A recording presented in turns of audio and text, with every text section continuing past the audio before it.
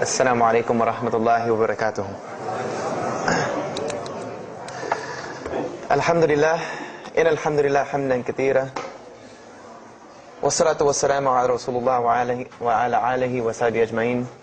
أشهد أن لا إله إلا الله وحده لا شريك له وأشهد أن محمدا عبده ورسوله وختام النبيين ورحمة للعالمين وداعيا إلى الله بإذنه وسراجا منيرا. أما بعد. I'm going to tell you tonight about my journey from where I once was as a former Christian youth minister to how I got to where I am now.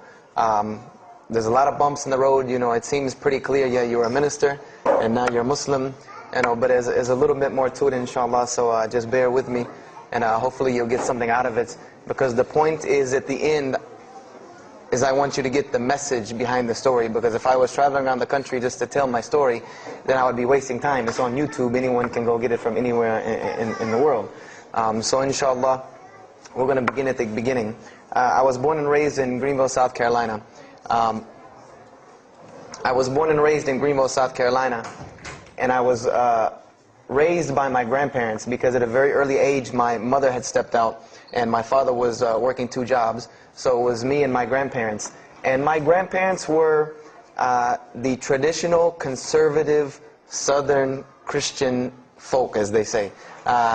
They were they were very, very conservative in their ideals and their ideologies, in their ways. You know, as you hear about, people being set in their ways, that was my grandparents. Like we did it this way, and this is the way you did it every single day, and that was it. And we were very religious in the sense that we went to church on Sundays, we went to church Sunday evenings, we went to church Wednesday.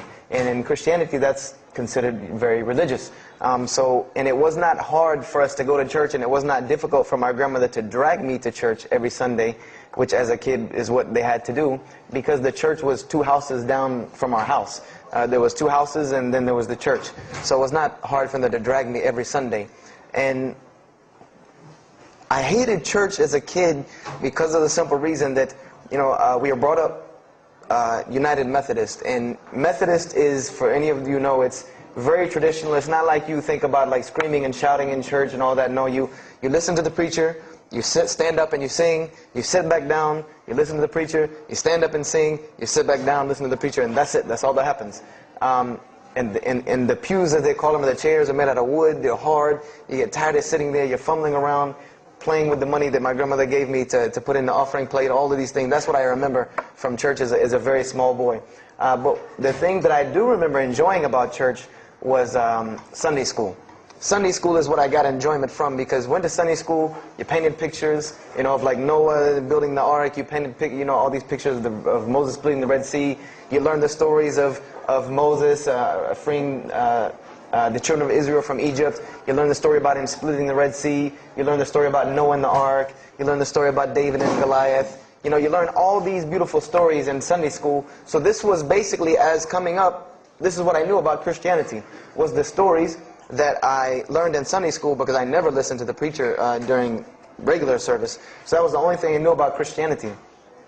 So coming up, this was how it was. It was just the norm. And the conservatism in my house, just to give you an example, and about the level of conservatism, is, let's talk about gender issues. Let's say when I became 12, 13, 14, and I started to actually, notice females, and I actually didn't think they had diseases and wanted to run away from them every time I saw them.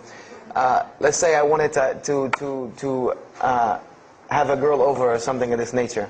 It was so serious to my grandmother that I had to make an appointment with her, let her know this girl was coming to my house.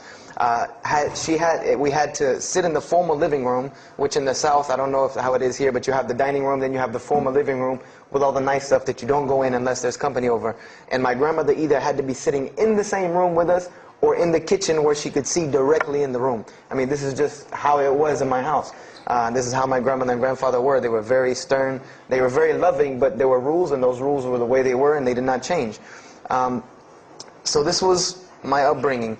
And I would say at about the age of 12, 13, 14, more along the age 13, 14, I started going to the Saturday evening youth services at my church that were for 12 and up.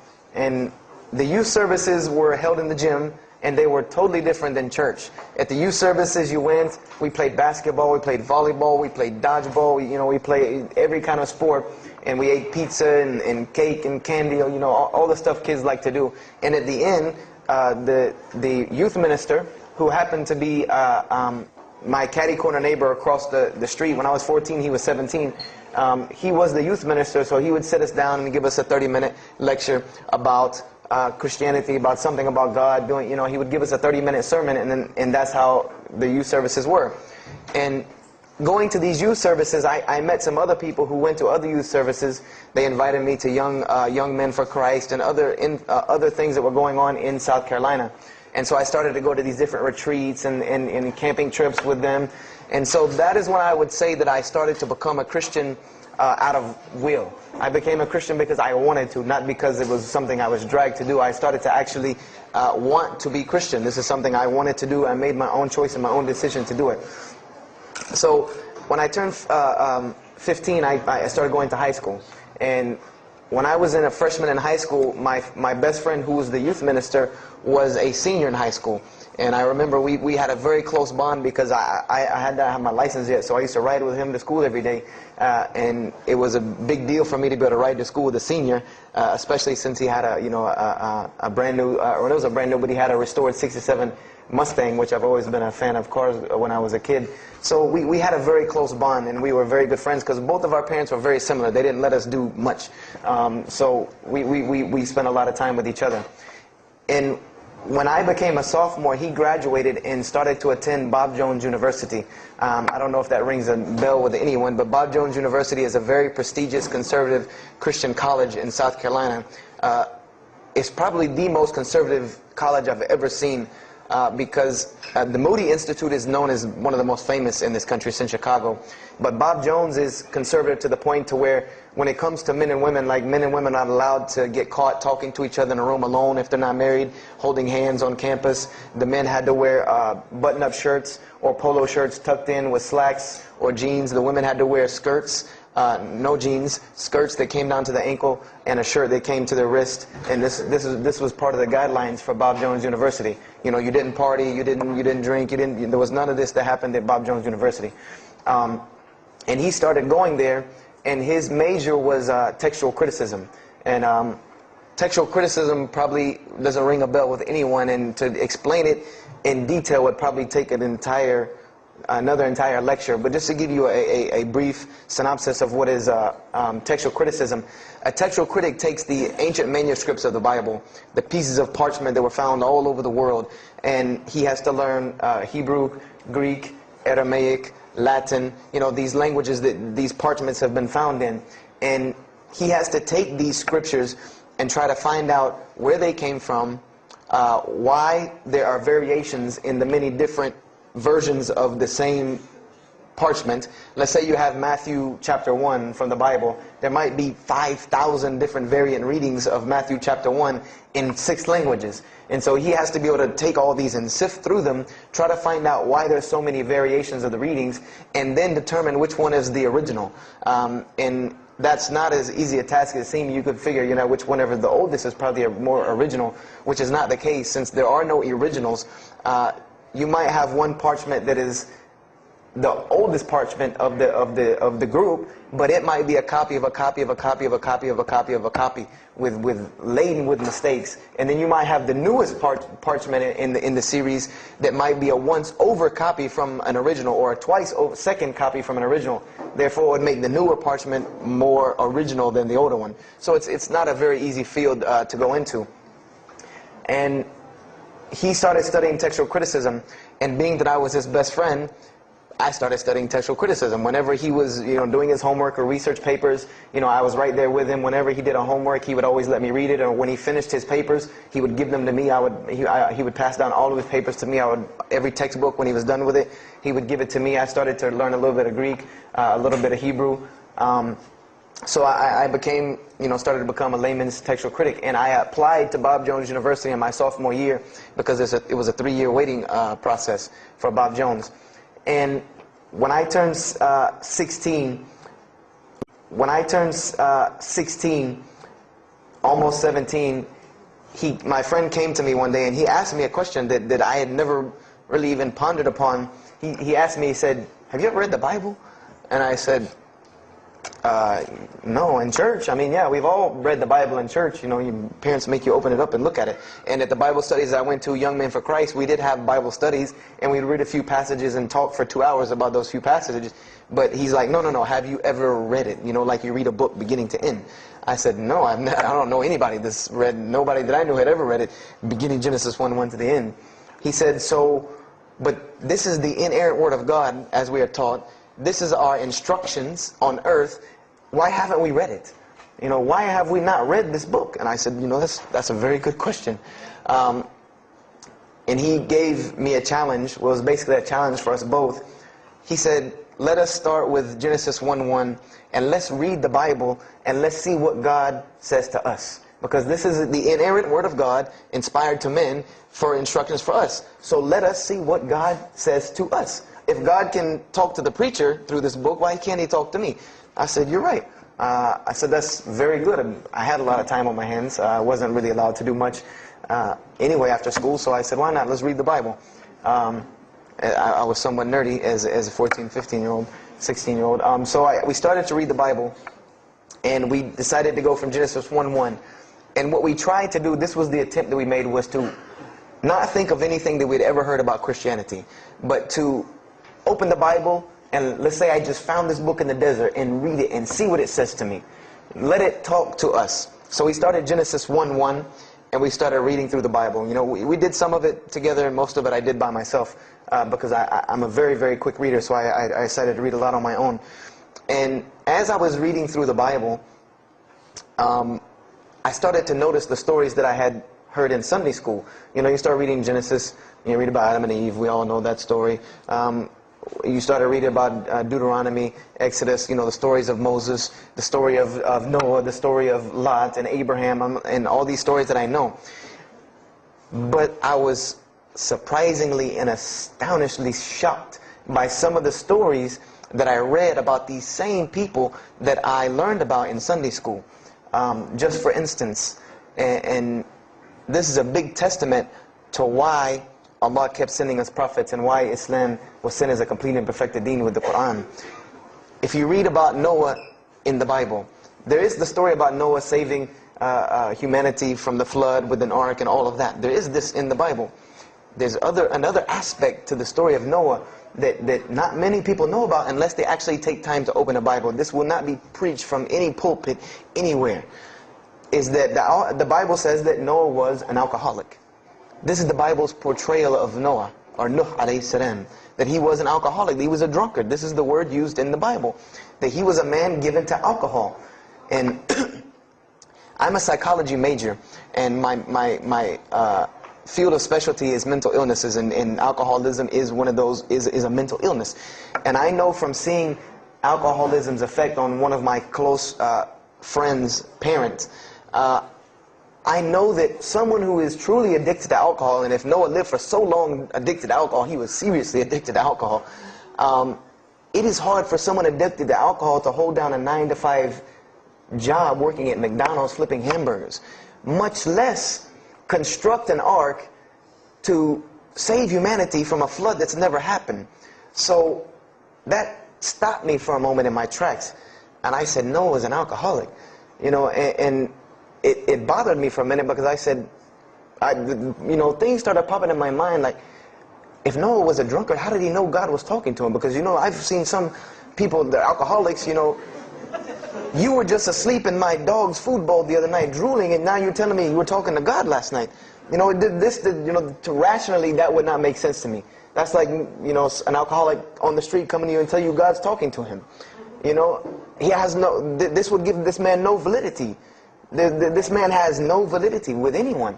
So I didn't pay it too much attention. It caught me, but I said, you know what, I'm going to keep going, because there's one thing that you don't do in Christianity, and I'll tell you what it is in a minute when I started doing it. Then I came across the story of Lot, or Lut alayhi salam. And we all know the story of Sodom and Gomorrah in these stories, but there's another very twisted story in the Bible about Lot and his daughters. There's a story of Lot and his daughters in the Bible that says his daughters got him drunk one night and seduced him and committed incest with him. This is the Bible. This is one of the Bible portrayals of the prophets of God. The person who saved his family from Sodom and Gomorrah. This is the story that is in the Bible. So I'm catching myself again like, oh, this is becoming a really bad habit that I'm seeing. This is becoming a bad recurrence that I'm seeing over and over again in this Bible. So, you know, after that I started, you know, speeding through some of the other mumbo jumbo to get to more of these prophet stories. And I got to the story, there are others, and there are some stories in the Bible that are not PG rated, period. They're not rated for talking anywhere. You know, you would need an 18 and up ID card to be able for me to even tell you these stories. So the one that intrigued me, that caught my attention the most, was of my most beloved story in the Bible, and that was of David and Goliath. That was my most intriguing story to me, because not only was, you know, it said that in the Bible that David was a very small man and Goliath was a very big man, and that was appealing to me because I've always been very short, and as a kid I was really short. So, you know, I said this was a very beautiful story to me, just in its prose and in its concept of overcoming. And so I started to read about David. And there are very beautiful stories about David in the Bible. There are indeed. But there is one story about David in the Bible that shocked me to my core. And it's a story about three people. There's three people in this drama: David, Bathsheba, and Uriah. And it says that David saw this woman named Bathsheba, and she was one of the most beautiful women of her time. And she happened to be married to one of the commanders of his army named Uriah. But David on this day decided that he was not able to resist his temptation to be with this woman Bathsheba, so he did. And he committed adultery with her. And knowing that he did this, the way that he decided to cover it up was he sent a letter to the generals of his army saying that when the battle was fierce, for everyone to pull back and abandon Uriah so that he would be killed, and when he dies then he could have Bathsheba, no harm, no foul. So David went from being the slayer of Goliath, the hero from man, to an adulterer, a plotter, and a murderer. And so this is when I really caught myself and said, hold on now. Something's wrong here. Something's got to give. I said, because to me, God's prophets in my mind were people of example. People who I could follow as an example. Someone who was supposed to be the best of us, so that we could follow them and emulate them. And they're turning out to be worse than some of the people that you see on America's Most Wanted. David is somebody that, if I only knew this about him from the Bible, I see him coming down the street, I'm going the other way and calling 911, because he has to have a warrant out on him for something. This is what I'm thinking in my mind. This man is not an honorable man at all. He killed Goliath, yeah, but he killed this other guy named Uriah to be able to commit adultery with his wife. So I committed the cardinal sin in Christianity. I started asking questions. This is the one thing you do not do in Christianity, is you don't ask questions, especially not about issues like this. So I went to my pastor and I started asking questions. You know, what's going on here? You know, pastor, there's a very bad recurring habit about these men in the Bible. What is the deal here? And I remember he told me the same thing that almost every pastor or every evangelist or anyone I talked to about this, same answer, almost like it was programmed. They would put their hand on my shoulder and say, Brother Joshua, don't let a little bit of knowledge wreck your faith. Because you're not justified by knowledge, you're justified by faith.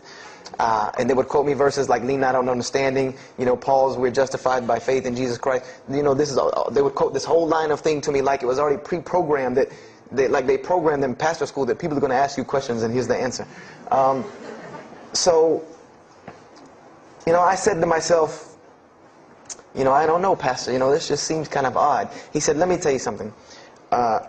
What you're reading is the Old Testament referring to God's covenant with the children of Israel. And they were a different people, a very stubborn, crazy people. So why don't you move on to the New Testament? In the New Testament, you'll find the new covenant that we're under with Jesus Christ, and I promise you things will change and be better. I said, okay, perfect. So I went ahead and finished and got to Malachi and then started with the New Testament. So I opened the New Testament. I said, things will change and be better. I said, okay, perfect. So I went ahead and finished and got to Malachi and then started with the New Testament. So I opened the New Testament. I said, here we go. Let's start all over again. But there were a few things that I had learned from the Old Testament that I wanted to keep in mind when I started to read the New Testament. I learned, number one, that God was one in a unique sense. This is what I learned from the Old Testament, that God was one in a singular, unique sense. This is over and over and over and over very clearly in the Bible. God's nature is one. This is so clear through the Old Testament. And that He was very jealous about His worship. And every single time the children of Israel would turn to something else other than Him, He would punish them and restrict their lifestyle. This is something that I learned. And it kind of, the similitude to me with how God dealt with the children of Israel was, and I hate to use this stark contrast, but it's almost as if one of us went out, God forbid, I hope not, and let's say we went out here and robbed a bank. You rob a bank, you're going to jail for a long time. And every day when you wake up, do you think that jail is going to look like the Hilton at LAX? No, I doubt it. It's probably dark, cold, bad food, orange jumpsuits, not nice people, the whole 9 yards.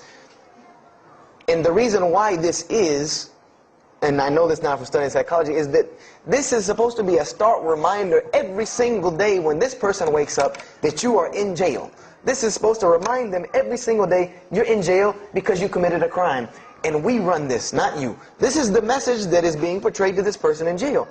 So when the children of Israel kept rebelling against God, He restricted their lifestyle. If you study Judaic law now, it is some of the most strict religious law you can find. All of the good things that we enjoy as Muslims, even when it comes to dietary laws, like the good parts of the meat that we are allowed to eat, they can't have these things. These are things that are restricted from them. Why? Because God, Allah, wanted to remind them every day that I am Allah. I am your God. You will worship me. I run this, not you. And I understood this from reading the Old Testament. This is a concept I had come across. So I started with the New Testament, Matthew, Mark, Luke, and John. And one other thing that I did when I started to read the Bible was, if you go to Barnes & Noble, let's say you go to Barnes & Noble and you take a book off the shelf, what is usually the first thing you look at? The title. Then the next thing, the author. You want to know the title and the author. What is the name of the book? Who wrote it? And if you do this test with every single book of the Bible, you get a title and no author. Author unknown. Or author is appears to be so-and-so. Or we derive that so-and-so possibly written this. Like let's just say for Exodus, they say Moses wrote Exodus. Which if you read some of Exodus, he couldn't have written all of Exodus because the last part of Exodus is Moses' death, burial, and Joshua taking over the children of Israel. And now, unless Moses was a sure indeed prophet that was able to write things after he died, then he did not write these things. And so when you go to Matthew, Mark, Luke, and John, I wanted to know Matthew who, Mark who, Luke who, John who, because it's called the Gospel according to Matthew. The bad thing is that no one knows.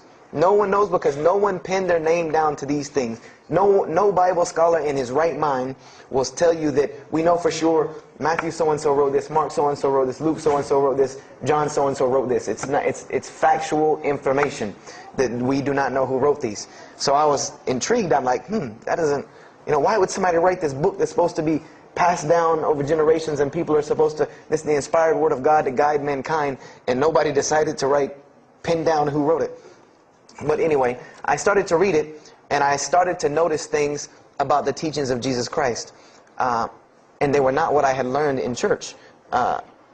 When Jesus spoke, He spoke of the nature of God. And when He spoke of the nature of God, it was the same nature of God that I found in the Old Testament. Jesus said many times that God is one. God is unique. He would even quote from the Hebrew Scriptures. Hear, O Israel, the Lord your God is but one.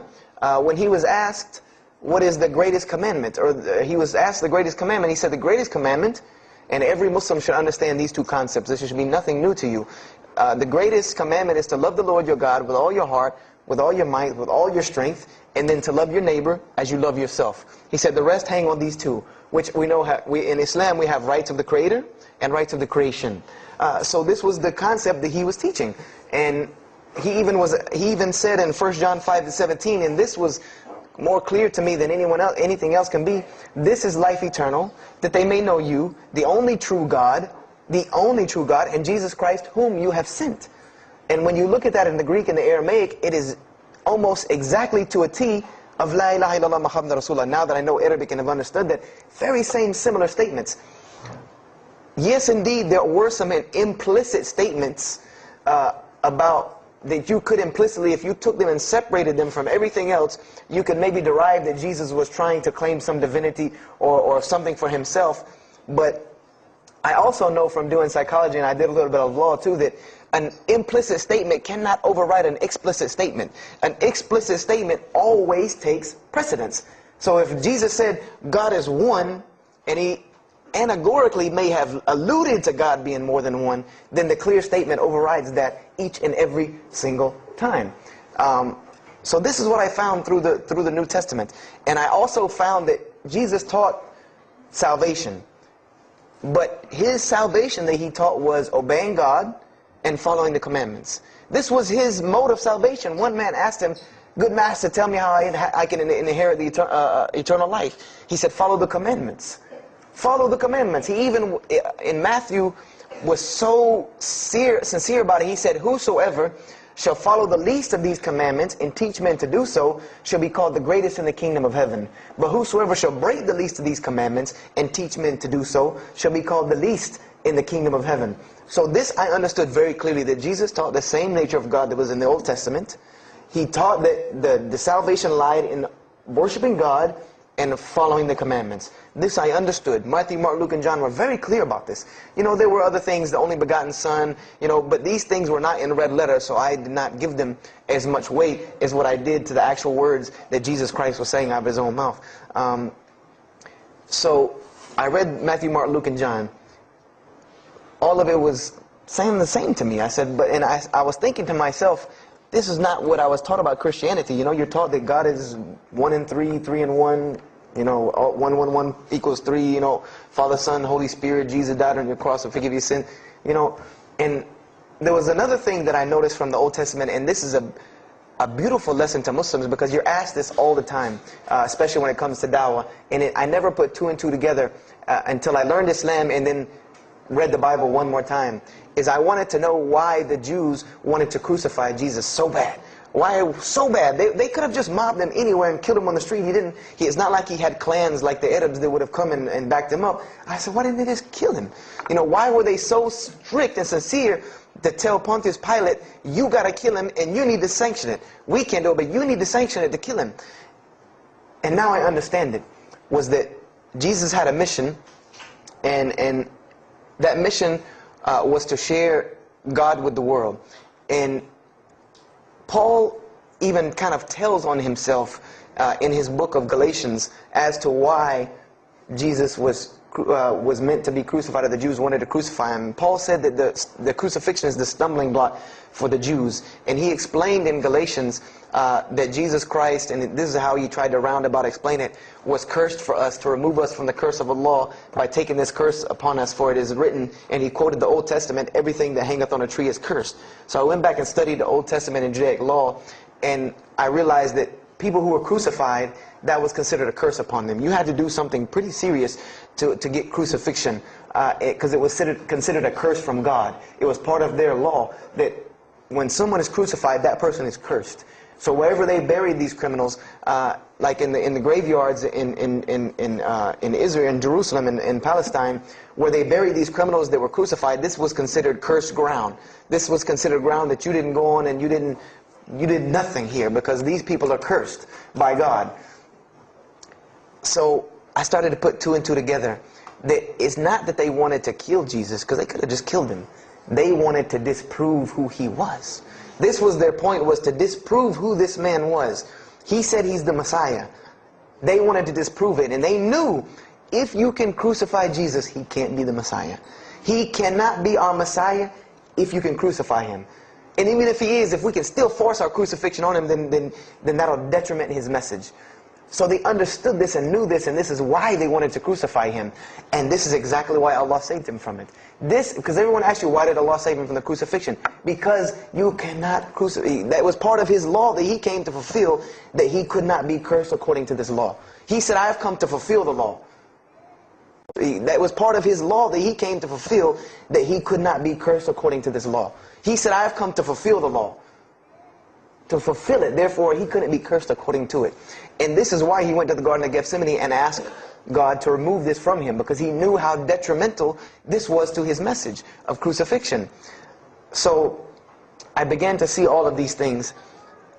So I started to read, I got to the book of Acts and started to read the writings of Paul the Apostle. And things went from this to this. It went from one way to another way. It went completely flipped, turned around. The entire teachings went from obeying God, worshiping God, following the law, to worshiping Jesus Christ and abolishing the law completely. Paul even wrote to the Galatians, "Oh, you foolish Galatians, why are you still following this cursed law?" Jesus Christ came as a curse to remove us from the affliction of this curse. So I said to myself, but Jesus just said a few books before this that whosoever shall break the least of these commandments and teach men to do so shall be the least in the kingdom of heaven. And here you go, Paul preaching this gospel to abolish the law. So I even asked, what is going on here? So I started asking my pastor, and my pastor said, now you're getting into deep water. You know, now you're starting to question the New Testament. You really have some issues. You know, they even thought that I might be, you know, possessed and all kinds of things. So I had a very big conflict going on inside of me, and my friend took me to his textual critic teacher, his professor. And what this man told me probably wrecked my faith in Christianity. And I always say, I doubt he would be very happy me traveling around the world telling people that a Christian professor from Bob Jones University wrecked my faith in Christianity. But he did. Because what I asked him was, what happened to all these contradictions? You know, in the Old Testament there are many contradictions. If you study Hebrew language, you'll understand that when you read some of the Old Testament or the Torah, that there are some parts of the Torah that you can see is the most beautiful Arabic that you can see, just the most beautiful Hebrew that you can see, just like when you read the Quran. It's very beautiful Hebrew. And then 2 chapters later, you'll see Hebrew that looks like a broken 3-year-old who is trying to scribble some Hebrew down. It looks very colloquial, very dialectic. You can tell it's not the same person speaking. So I went and asked him about all this stuff I saw. And he told me, he said, what you have is a book written by men over centuries and centuries and eons and eons. And he says, and this book started as an original that was copied and copied and copied, and somebody added a mistake, and somebody came behind him and corrected that mistake and added 2 of his own. Someone came and copied it and skipped a line and added a line where it wasn't supposed to be. And then someone else came and copied it and took it to his country, and in order for it to fit well with the doctrine they were teaching, he would cross out a dot here or cross out a word here or change a word here so that it would fit with the theological ideas of this part of the world. And he said, and after all these years, you have a book now that is compiled from all of this, written by the hands of men that still have men's fingerprints left on it. And that's what you have. You have an imperfect book that is only perfected through faith. This is exactly what he told me, that this book is perfected through faith. You cannot perfect it textually. It's not a textually perfect book. Those who believe in it by faith. And so I said, here we go again with this faith thing. You know, I said, God gave me a brain for a reason. If he did not want me to use it, he would remove this reason and logic part of my brain out and replace it with more faith. So, you know, and I was of the opinion, you know, as the saying goes, my grandmother didn't raise a fool. I'm no fool.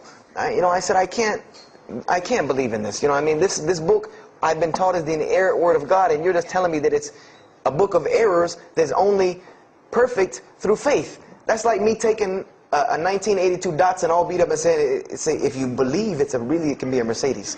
If you believe. You know, that would make no sense. You can't take a car to the car dealership and say that. No, if you really believe it, if you look at it right, it's a Mercedes. So I said, no, you know, this is a book full of errors. And God's religion is perfect. If God has a religion, it's perfect. If He has a book, it has to be perfect because He is perfect. So I left Christianity completely. And I decided that I was, I had learned some concepts from the Bible. God was one. You couldn't fool me of that. I had also concepted that there should be nobody standing between me and God because He created me without permission from anyone. Therefore, I don't need to be taking permission from someone to go to Him. If I had to be forgiven for something, it should come from Him, because on the Day of Judgment, it's going to be me and Him alone. And I didn't know about God's prophets yet. I had my doubts and persuasions about that. So I decided to start searching other religions. I went back to Judaism. I studied Judaism.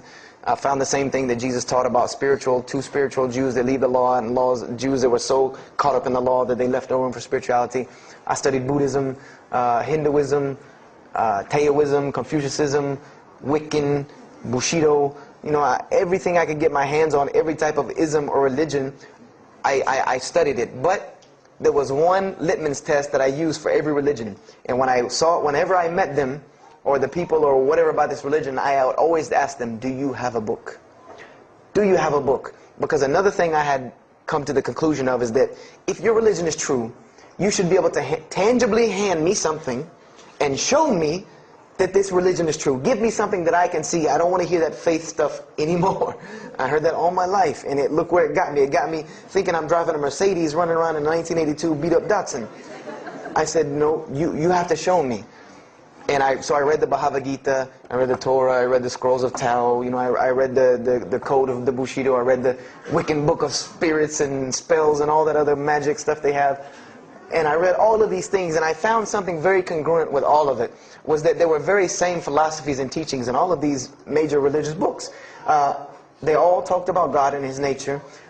Most of them alluded to the fact that God is one, and that God sends messengers to us and people to us to teach us. But they were filled with a whole bunch of garbage, to be honest with you, that I couldn't logically, rationally believe. So at about the age of 17, just about the time, about 17 and a half, I gave up my search for God. And I became kind of angry with God, because I said, here I am looking for you, and I can't find you, and it doesn't look like you're giving me any help. And I don't know how many of you know, but for a 17-year-old that is frustrated with God and the world, there's a lot of trouble he can get into. There's a lot of things he can do to put himself in predicaments when he's frustrated with the world and had come to the conception that, if there's a God that exists, then He doesn't really care about me. That's a kind of a dangerous young man. So I started doing the whole partying in trouble, going to parties, drinking underage, all of this stuff I started doing. I'm a perfectionist at heart. So when I was a Christian, I tried to be the best one I could. If I was going to switch to being any other religion, then I was going to do that 100%. So you better believe when I went after the dunya, I did that 100%. And I was a martial artist since I was 15 years old. And even though it was only 2 years, 2 years at 17, you think, you're Bruce Lee. So I got into a lot of fights. Got kicked out of school, had to go to another school, got in one fight, got arrested for a fight, and there were a couple incidences that stopped this downward spiral, because I was on a very, very quick downward spiral and I believe if I would have continued on that downward spiral, I would probably end up hurting someone, killing someone, or them hurting or killing me.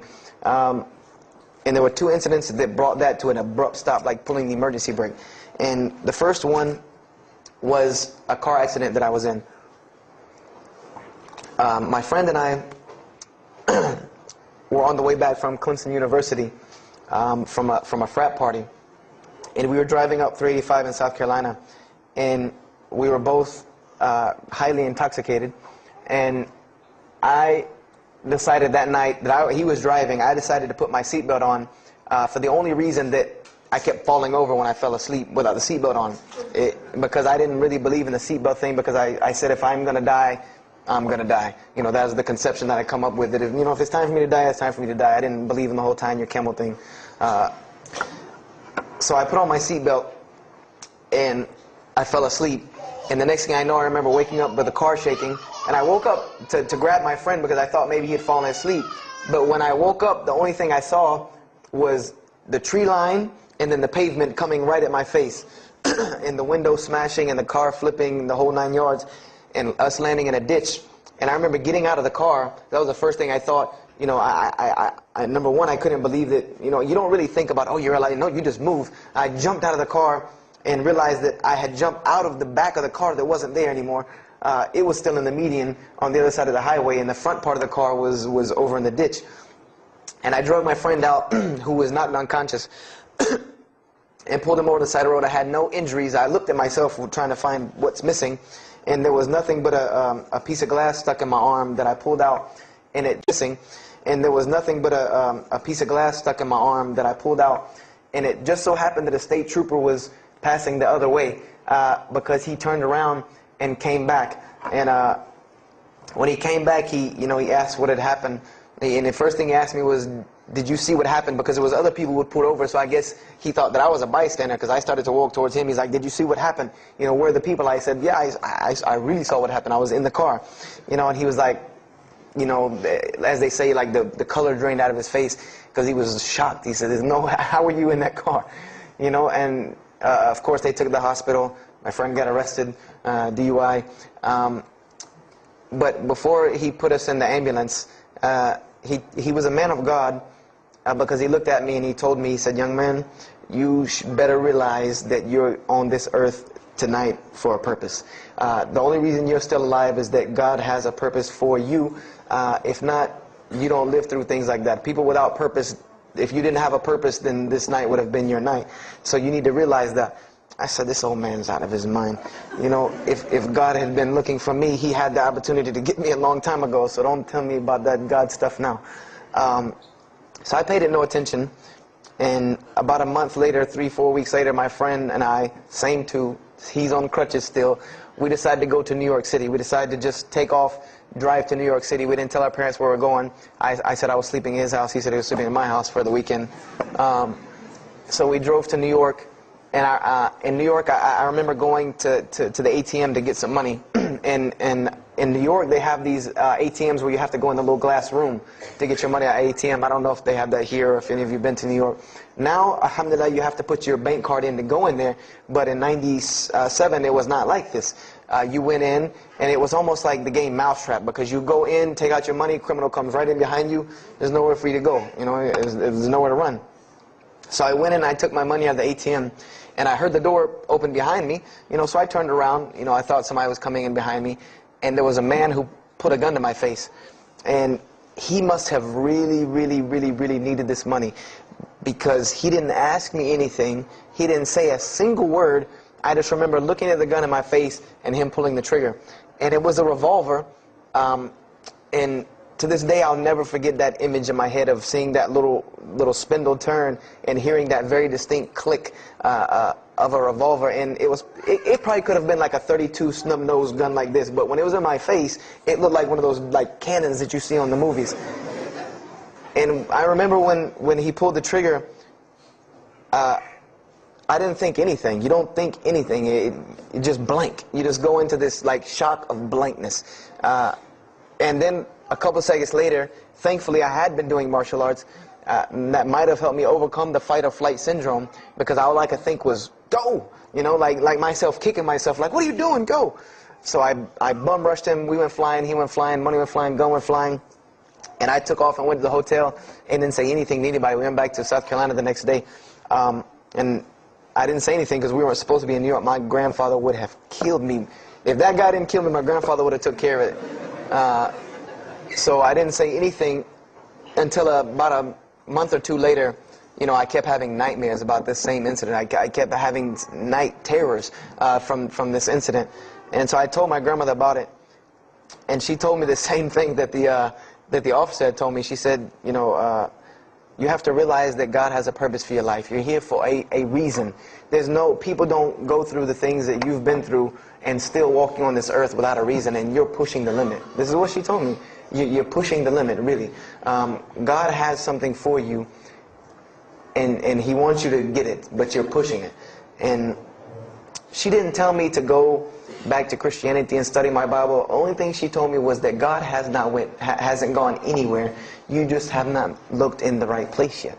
And so I decided to put myself back together. the car wreck, the gun thing, the getting arrested for fighting, like all of that, like really made me stop really quick and think, that I need to get my stuff together. So I became an agnostic, someone who I believed in God with no form of religion. I prayed to God on the floor on my hands and knees, because this is how all the books of God, this is how the Bible, the Torah, the New Testament, the Bhagavad Gita, all of these scriptures that I ever read, they said that this is how the men of God prayed. And it was during this time that I did read one book about Islam in the public library, because I had never heard of Islam ever.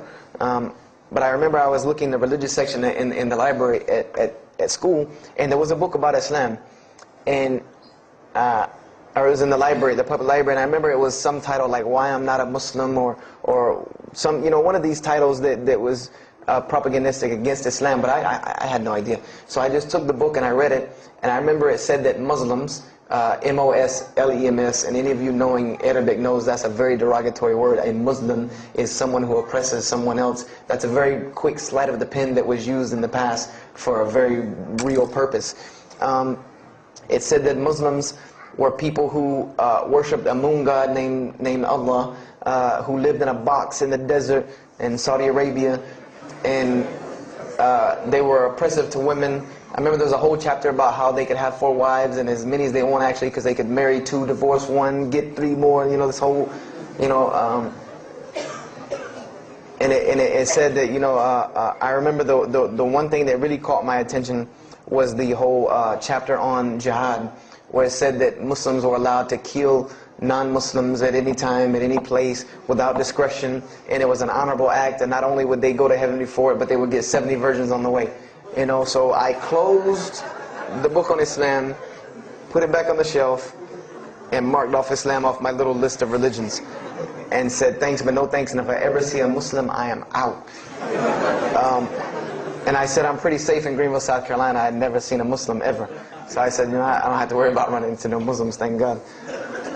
So, I started, just worshiping. I tried to just be a good person, pray to God, ask Him for guidance, try to be a genuinely good person. And I remember what changed is when I met a Muslim. I met a Muslim who I had met a couple of times at school. We had went to school together, and I knew him, but I never knew that he was Muslim.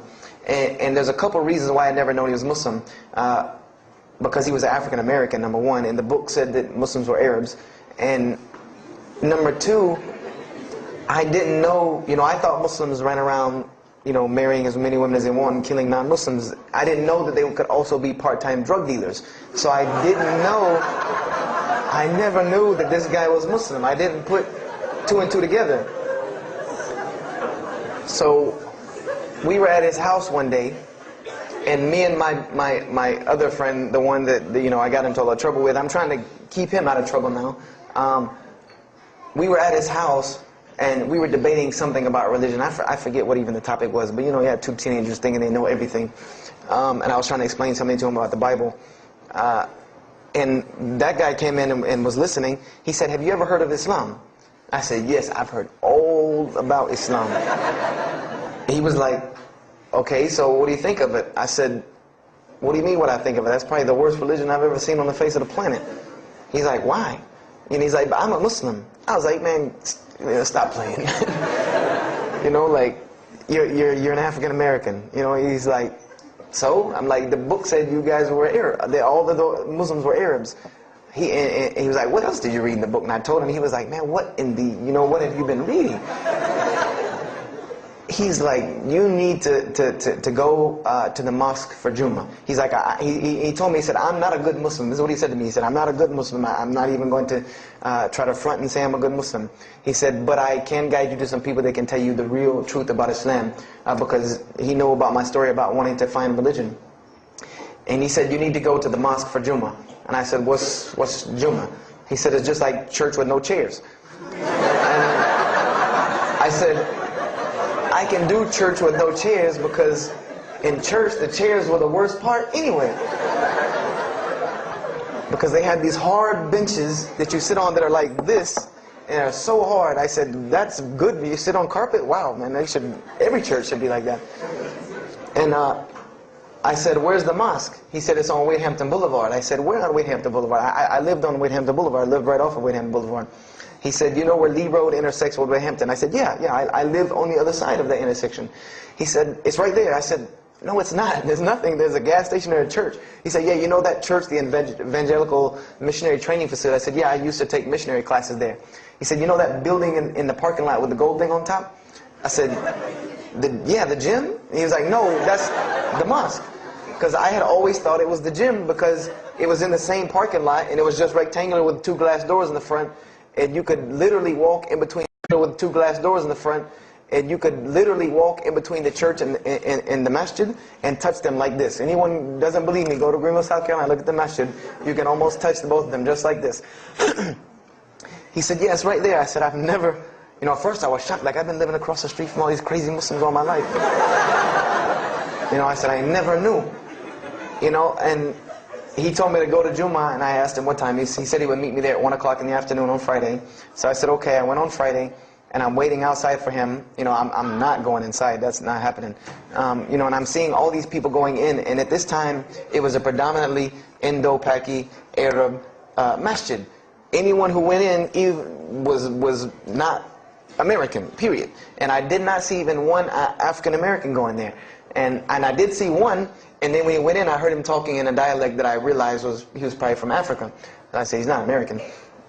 So I'm not going. I'm waiting, and I'm standing outside, sitting on the church steps, and the imam pulls up and parks right in front of me, who I had no idea he was the imam. But he got out, and he asked me, you know, am I waiting for someone, this, that, and the other? And I explained to him. He said, oh, yeah, we know this brother. You don't see him that much, but we know who he is. And, you know, he said, I'm glad you came. You know, he was a very, very nice, gentle young man. And he invited me into the mosque, and I kind of wanted to wait on my friend, you know, but I didn't want, you know, at the same time I didn't want to tell this man I don't want to go in. So I went in, and they put me in the back and gave me a chair anyway. And I said, I came to sit on the floor.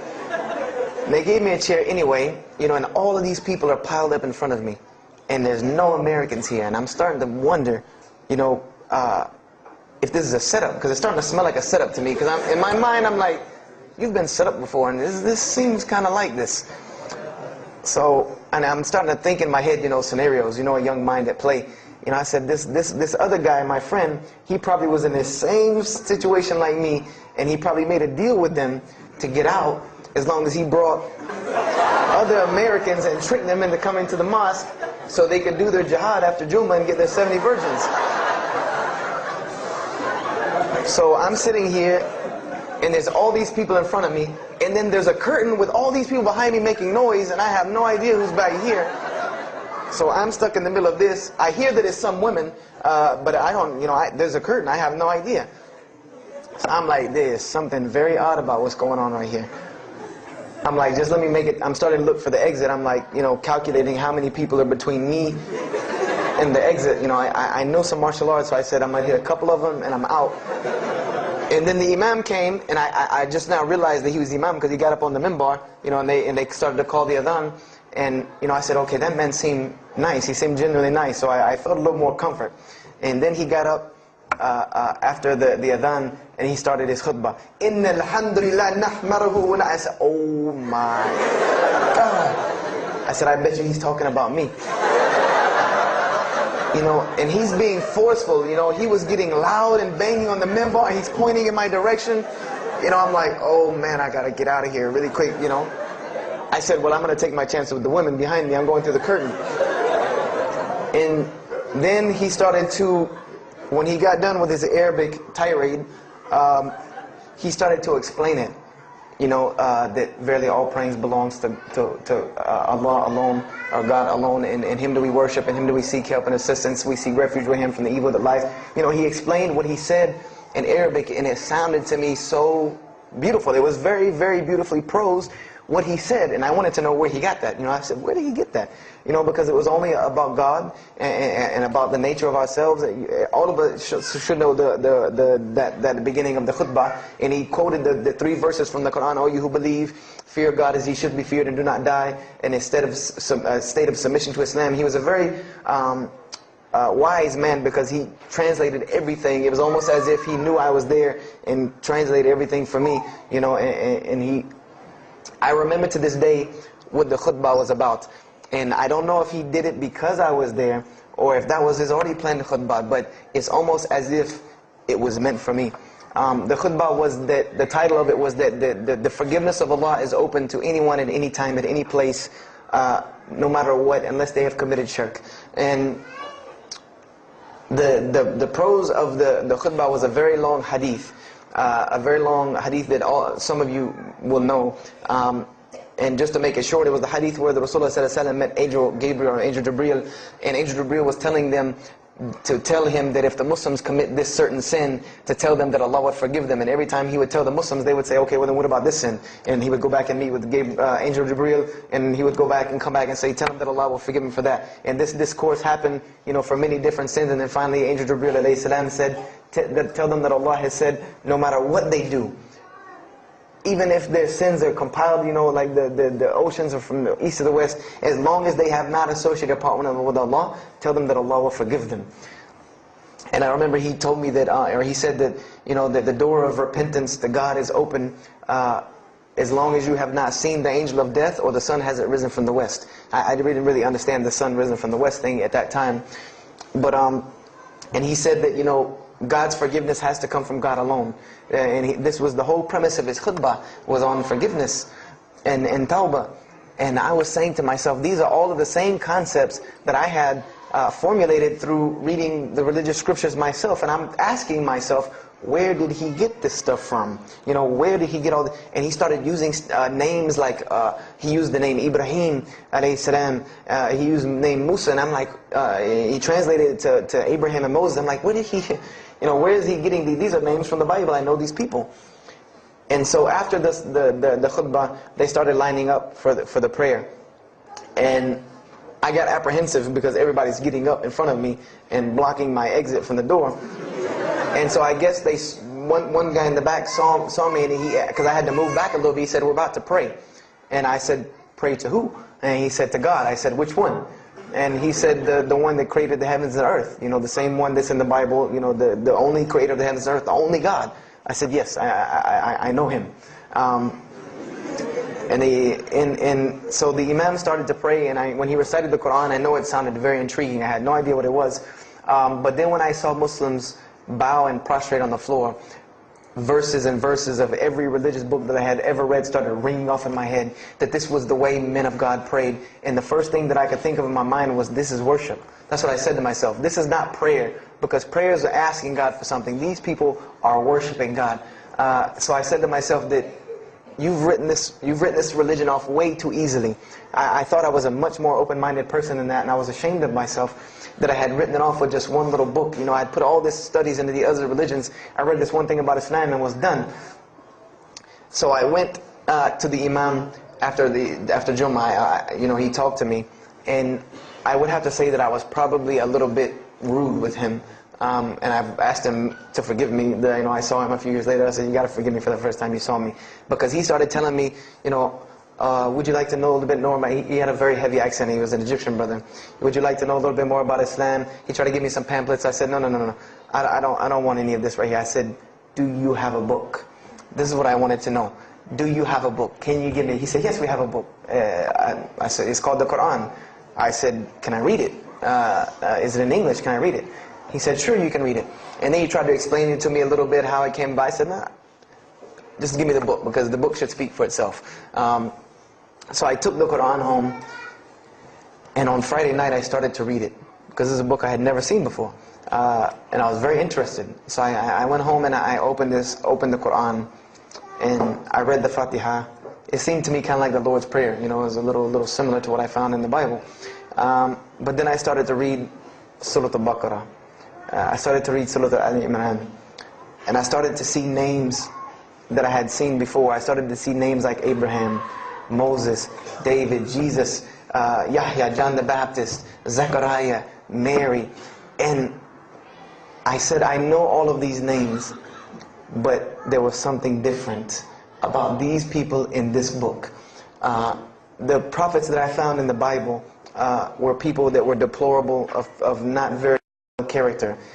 These same men in the Quran were someone who were at the highest echelon of moral character and moral fiber. They were someone that was an example to be followed because they lived the message that they preached. Therefore, they were able to be followed and emulated. So, I read all of these chapters, and I read the story of Jesus, peace be upon him, because when I saw the name Jesus first, that really intrigued me. I wanted to see, what does this book have to say about Jesus?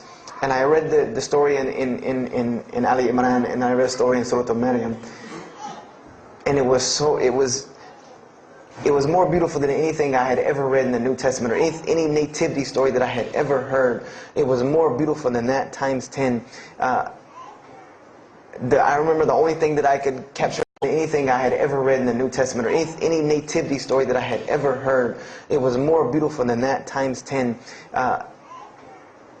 I remember the only thing that I could capture in my mind was the miracle of how, because in the Bible you never really figure out the conflict of how Mary gets over this finger pointing at her about her coming with a baby and she's not married. There's no real end to that. There's no real defense for her from this in the New Testament. But the Quran is so explicit and so clear that Jesus' first miracle was to speak from the womb, to speak as a baby and defend the honor of his mother. Something that you cannot deny, something that you cannot deny about her, who Mary was, when you have this baby speaking on her behalf. So I would say I read the Quran entirely in 3 days. But that first night, after I had made it through Surah Al-Imran, my heart was already given to this book. I didn't know what it meant to be a Muslim. I didn't know how to be a Muslim. I didn't even know what that meant. But I knew that whoever it was that followed this book, I wanted to be like these people. I wanted to be like the people that I read about in this book. These were people I could follow. These were prophets. This was a book of guidance. And this was something that the book is calling and appealing to me. That if you don't believe in this book, you never see that. I've never seen this in any other scripture. The direct challenges that are in the Quran, that if you don't believe this book is true, put it to the test. Put it to the test. And this was something that was so astounding to me, that God is telling you over and over again, if you don't believe this is the truth, test it. Bring me something else like it. Test it. Put it to test. If it was written, if there was more than, all of the analogies about God, everything was so logical, so rational, so reasonable in my mind, that it was like 2 + 2 = 4, and that was it. There was no 1 + 1 + 1 = 3, egg, yolk, water, fight. There was none of that foolishness. The Quran was very direct and very straightforward in its teachings. So I gave my heart to Islam that night in my living room, reading the Quran, and I cried and cried, that I had been looking for the truth all this time, had searched all this way, and it was right across the street from my house. And so I went back on Monday to accept Islam and ask these Muslims where in the world they've been all this time. And I go, ready to go in there and do my thing, and I go and the masjid is locked. And because they only came on Fridays and for Isha during that time, and I didn't know. So I said, okay, I guess I have to come back on Friday.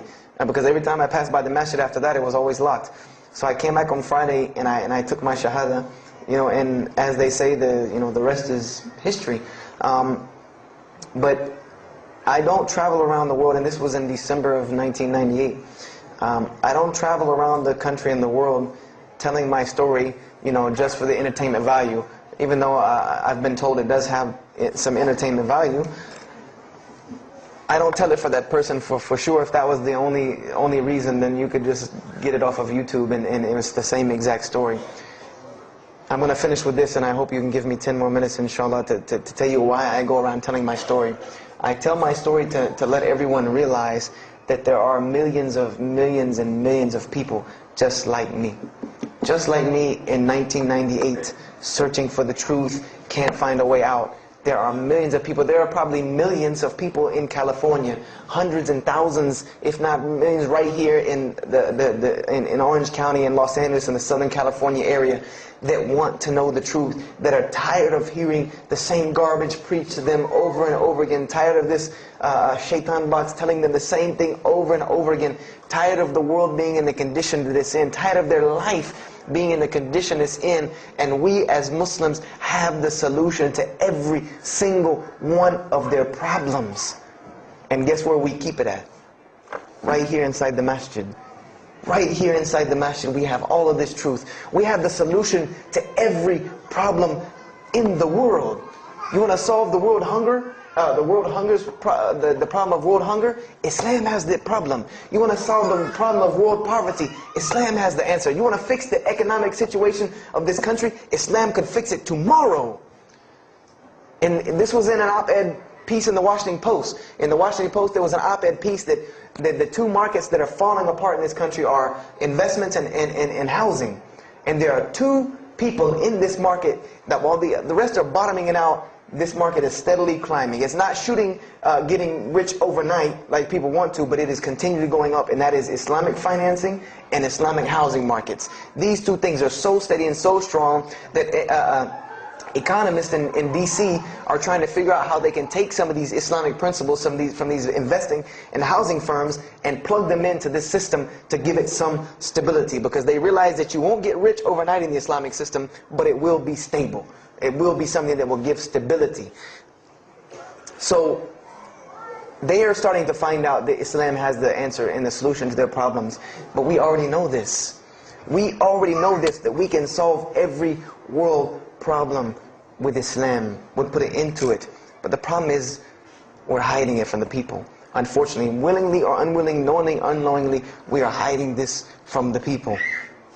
And there's a statement in the Quran and that Allah warns the Jews about what they did with their religion. And it is a statement that is left in the Quran for us, that verily those who conceal the evidences and the clear proofs, after we have made it clear for them in the book, they are those who are cursed by Allah and cursed by those who curse, unless they repent and reveal that which they have been concealing. Those I will accept their repentance, because I am the one who accepts it, the most merciful.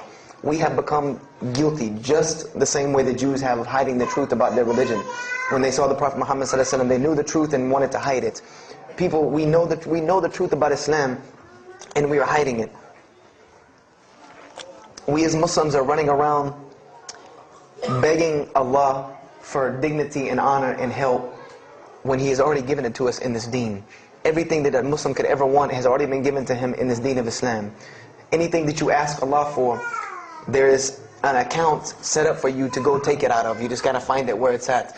And any of you, I'm not going to go through the ayahs for they're too long, but if you want to know the solutions to every one of your problems in this world and the hereafter, just go read Surah Al-Saf, ayah 10 through 13. Very, very easy solution. If I had the time, I would read them to you, inshallah.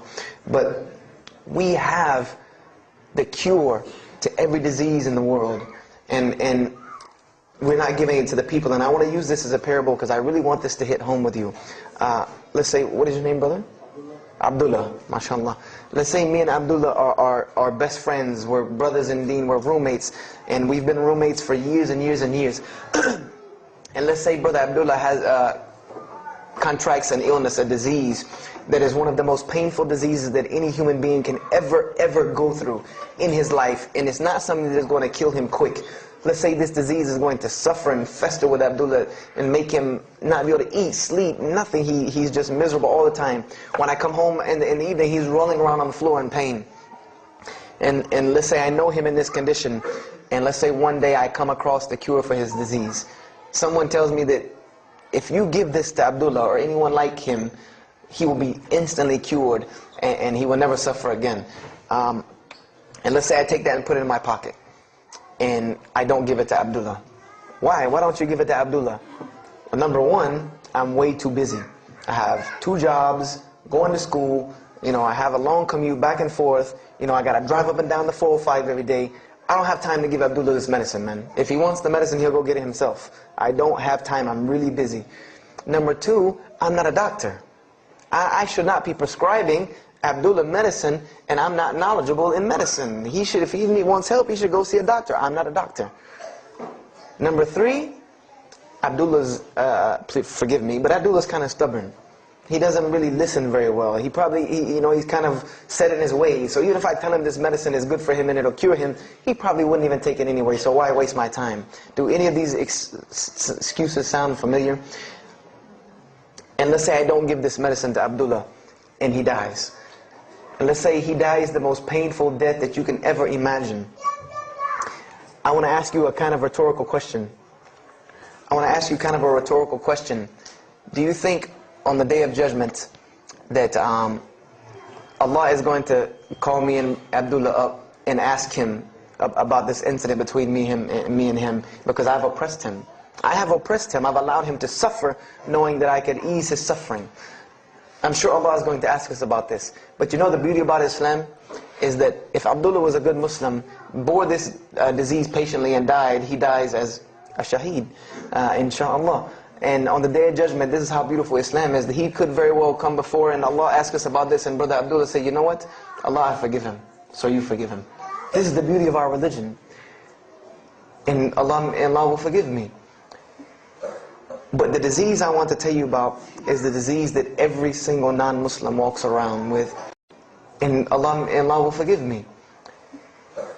But the disease I want to tell you about is the disease that every single non-Muslim walks around with every single day, and they don't even know it. It has no real physical symptoms, and that's the disease of shirk, the disease of being jahl, being ignorant about Allah subhanahu wa ta'ala. Allah gives them life, and they worship someone else. Allah feeds them, and they thank someone else. He created them and fashioned them in the womb of their mother and knows them better than they know themselves. And they have no idea who He is. They don't even know who He is. If that doesn't pain your heart to see a person in this condition, then for sure the hearts have become hardened. Because when I see non-Muslims, especially when I sit in places like airports, I see this disease. I see it on them. I see them walking around with it. And there's so many of them passing me, I think to myself, there's no way I could talk to all of them. There's nothing I can do. And this disease is something that not only is not going to show up as a physical symptom, and is going to leave them ignorant about Allah subhanahu wa ta'ala, but when the day they die, they will die the most physically painful death that anyone can ever suffer. The Rasulullah said that when the angel of death comes to the disbeliever, it doesn't come kindly. He yanks the soul through the nose, and it's as if his flesh is torn from his bones. It's as if they take Brother Abdullah and turn him upside down and stuff him in a human paper shredder. This is the death that is waiting for those who do not know Allah subhanahu wa ta'ala. And you know the unfortunate thing? That while you've been sitting here listening to me, thousands of people have died. Thousands of people have lost their life not knowing Allah while I'm talking to you right now. People in this city have lost their life, and there's nothing we can do about them. They're gone. It's too late for them. We can't save them even if we want to. And that's a deplorable, deplorable, sad, sad fact, that we can't save them. But there are many, many, many, many who we can save. And that all that takes is us taking this light of Islam we have and showing it to the world. There's a statement in the Bible, and I finish with this. Whether Jesus alayhi salam said this or not, it doesn't matter, because this statement is one of the most profound statements that has been somewhat of a focus for me in my mission of da'wah. It is said that no one would bring a candle into his home and then place a bucket on top of it, because then no one would benefit from the light. No, if someone would bring a candle in their home, they would set it on the table in the middle of the room so that everyone could benefit from this light. And unfortunately, the Muslims of this generation, we are a bunch of candles with buckets on top of it. No one can see our light. No one can see the beauty of Islam in it. Believe me, if you don't see it, believe me, take it from someone who was once standing on the outside looking through the window at that light. It is one of the most beautiful things you can ever lay your eyes on. It is a treasure to be found of treasures. And everyone else can see this, and they will see this if we show it to them. If we allow Islam to be Islam. If we start becoming Muslims, meaning that we The best form of da'wah that you can do to this world is very, very simple. It's not complex. It doesn't take a 10-hour workshop, even though some of the details do. But if you want to know the way, the best way to do da'wah is for Muslims to be Muslims. That's it. Study our history. Study the history of Islam. Why was the world conquered by Islam? Not through military campaigns and wars, but through Muslims being Muslims. The most populated Muslim country, Indonesia, was because of Muslims being Muslims. A few Muslims deciding to get up off their behinds and go to another country and live their life as Muslims, not shaving off their deen to be pleasing to those people, but being Muslims. And when the people asked them and inquired, what is it about you backwards Arabs that we've heard all these crazy things about? Now you come out of the desert with pristine moral and character, and you have better ethics and morals than we do. What is it that has happened to you people? And their answer was, La ilaha illallah, Muhammad Rasulullah. That we believe in Allah and He has sent us a man named Muhammad, and we emulate his lifestyle. That's why we're like this. This is what conquered the world for Islam. This is what conquered people's hearts for Islam. Was the truth and the beauty of it and its simplicity of its message. This is what brought me, and this is what the world needs. With all of this foolishness going on in the world, this is what it needs, the simplicity of Islam, whether they want to hear it or not. They know it in the bottom of their heart. When you show them the truth, even if they turn away from it, they know it's the right thing. They know it's the truth. And on the day of judgment, you can stand before Allah subhanahu wa ta'ala, having washed your hands and saying that I did my job. And I finished just one more thing. I finished with this. If you don't believe this is important, if you don't believe this is one of the most important things you can do as a Muslim, then the last statement of Prophet Muhammad ﷺ to the Muslims as a whole, he gave his farewell sermon. And we know that what his farewell sermon was a summary or a synopsis of what Islam is and its general principles. And he knew this was the last thing he was going to say to the Muslims as a whole. And how did he end this sermon?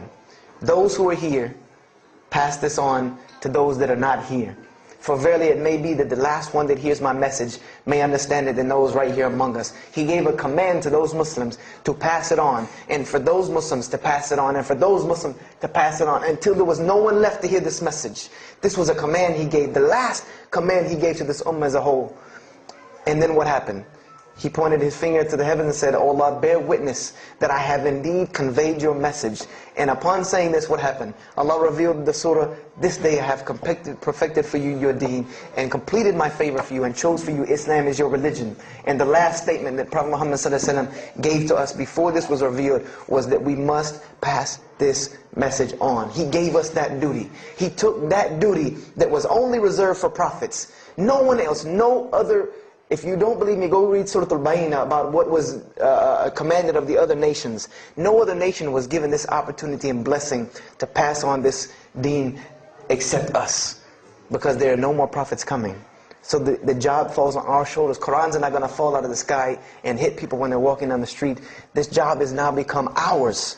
And just like if the Prophet Muhammad ﷺ had not done his mission, he would have been accountable before Allah. If we do not do our job of spreading this message of Islam, we will stand before Allah on the Day of Judgment. Don't be the person standing before Allah on the Day of Judgment and your neighbor that you've known, your co-worker that you've known 10, 15, 20 years come and find you and tell you, you knew this day was coming. You knew this day was coming and what was going to happen to me, and you did not say anything to me. And those people will complain to Allah about us. They will complain to Allah about us. Because we have the truth right amongst them, and we're not giving it to them. We need to stop hiding it in our masjids, in our homes, in our hearts, and we need to give it to the people. It's beautiful, trust me. Just hand it to them. Just hand it to them. I promise you they'll take it, because it's something that is so pure and pristine. And now forgive me for probably going over my time, and if we have time, I want to leave some time for questions and answers. I will be outside to take any questions and answers. The only last thing I want to announce and let you brothers and sisters know is one of my biggest dawah projects is a DVD project that I do. And my goal is to put a DVD about Islam in the hands of every single person in the United States of America.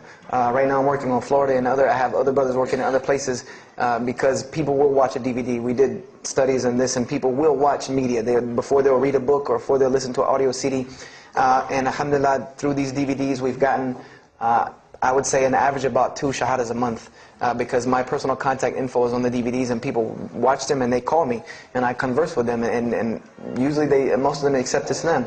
I just had a shahada the day before yesterday from Irvine, Texas, from someone who had bought the DVD and given it, a Muslim had bought it, gave it to his friend. His friend hated it or didn't want it, so he gave it to another person, and that person gave it to a co-worker at work who watched it and accepted Islam.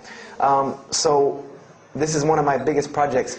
And the way this project works is I make 100 DVDs, and I brought 2 of them with me today. I'm going to explain what they are. The way this project works is I make 100 DVDs, and 75 of them go out to different dawah arenas. And the other 25 I make available for Muslims to purchase for 2 reasons: so that they can be, so that I can buy another 100 to make, and so that you can share in this ajr along with me. Because when you purchase a DVD that makes another DVD, or you give it to a friend, then you share in this ajr with me. And everyone knows that da'wah is the biggest pyramid system because of the hadith Rasulullah sallallahu alaihi wasallam, that one who calls to guidance gets the same reward as the one guided, without that reward being lost from him.